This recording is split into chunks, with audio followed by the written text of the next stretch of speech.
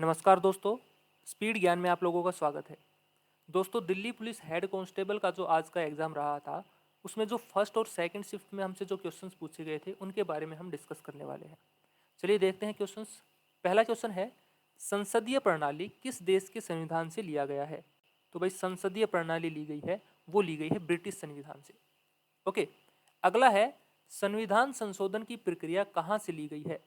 तो संविधान संशोधन की प्रक्रिया ली गई है दक्षिण अफ्रीका से।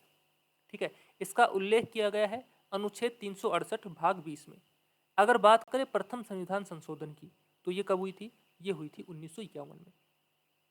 अगला क्वेश्चन है, योगी आदित्यनाथ किस विधानसभा क्षेत्र से चुनाव लड़े हैं? तो भाई योगी आदित्यनाथ हैं, वो लड़े हैं गोरखपुर से। जो उनका विधानसभा क्षेत्र है कौन सा है? गोरखपुर। और ये यूपी के दूसरी बार लगातार मुख्यमंत्री रहे हैं। अगला क्वेश्चन है, हड़प्पा सभ्यता में हल का साक्ष्य किस स्थल से मिला है? तो हड़प्पा सभ्यता में जो हल का साक्ष्य मिला था, वो मिला था बनावली से। और ये कहां पर है? हरियाणा में, बनावली से। अगला क्वेश्चन है, जर्मनी के सहयोग से कौन सा इस्पात केंद्र स्थापित किया गया था? तो जर्मनी के सहयोग से जो इस्पात केंद्र स्थापित किया गया था, वो था राउरकेला इस्पात कारखाना। राउरकेला इस्पात कारखाना। और इसकी जो कार्य क्षमता है वो कितनी है? वो है 10 लाख टन। ठीक है। अगला, पीवट टेबल क्या है? पीवट टेबल, इसका मतलब है बड़े डाटा को संक्षेप में प्रस्तुत करना। जो बड़ा डाटा है उसको शॉर्ट रूप में रिप्रेजेंट करना। इसके बारे में पूरी डिटेल यहाँ पर दी गई है, आप लोग इसको पढ़ सकते हैं। अगला क्वेश्चन है, 2022 में कितने खिलाड़ियों को पद्मश्री अवार्ड दिया गया था? तो ये एक बार आप लोगों को चेक कर लेना है, बाकी मैं बता देता हूँ। 2022 में जो पद्मश्री दिए गए थे, ये 54 लोगों को ये अवार्ड दिया गया था, 54 को। अगर पद्म भूषण की बात करें तो 8 लोगों को पद्म भूषण दिया गया था, और पद्म विभूषण दिया गया था 2 को। पद्म विभूषण कितनों को दिया गया था? 2 को। अगला, दुर्लभ प्रजाति नहीं है। 4 ऑप्शन थे हमारे पास, जिसमें से 3 दुर्लभ प्रजातियां थी, एक नहीं थी, तो हमें वो चेक करना था। अब दुर्लभ प्रजातियां क्या होती हैं? वो प्रजातियां जो असामान्य या कभी कभी दिखती हैं, जैसे कि फेन के लोमड़ी, हिमालयन ब्राउन भालू आदि। लुप्तप्राय प्रजातियां, अगली जो प्रजाति है वो कौन सी है? लुप्तप्राय। ऐसी प्रजाति जो विलुप्त होने की कगार पर है। उदाहरण के तौर पर है मोनार्क बटरफ्लाई, ज्वाइंट पांडा, बाघ इत्यादि।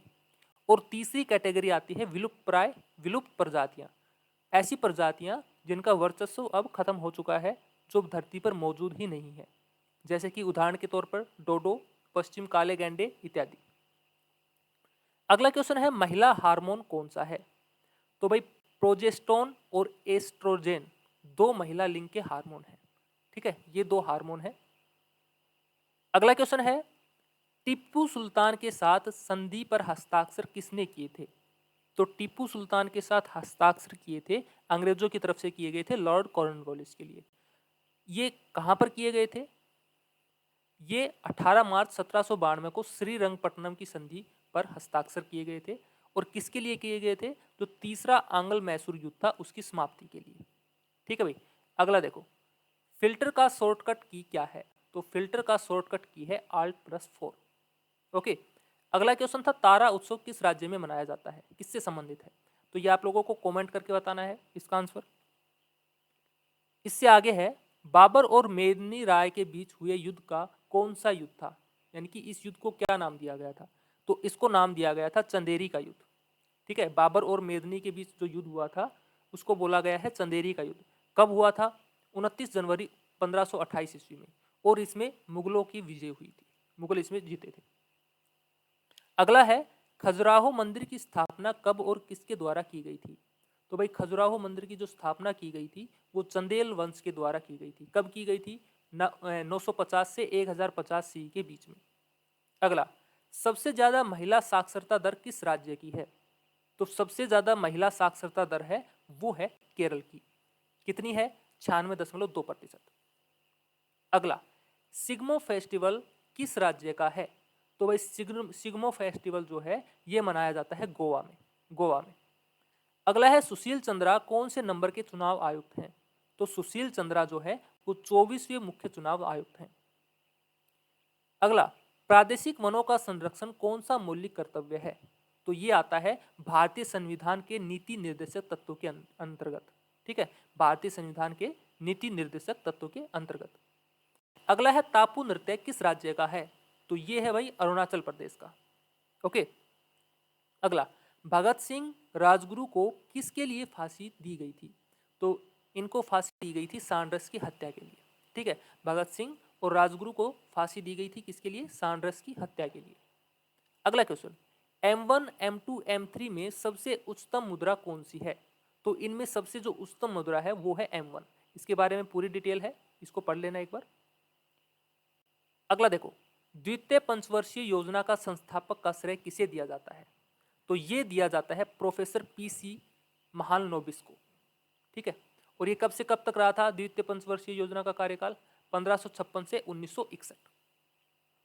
अगला क्वेश्चन, टाटा सन्स कंपनी की स्थापना कब हुई थी? तो ये हुई थी 1868 में। उससे अगला क्वेश्चन था, शेर के बच्चे को क्या कहा जाता है? तो भाई शेर के बच्चे को बोला जाता है शावक या फिर काऊ। कथकली नृत्य कहाँ का नृत्य है? तो ये है भाई केरल का, और इसको शास्त्रीय नृत्य बोला जाता है, क्लासिकल डांस। ठीक है, अगला है 2021 में BWF में ब्रॉन्ज मेडल किसने जीता था? तो ये जीता था श्रीकांत को हराकर लो किन येव। ये नाम है भाई, लो किन येव। कहाँ के? ये सिंगापुर के। ठीक है, सिंगापुर के लो किन येव।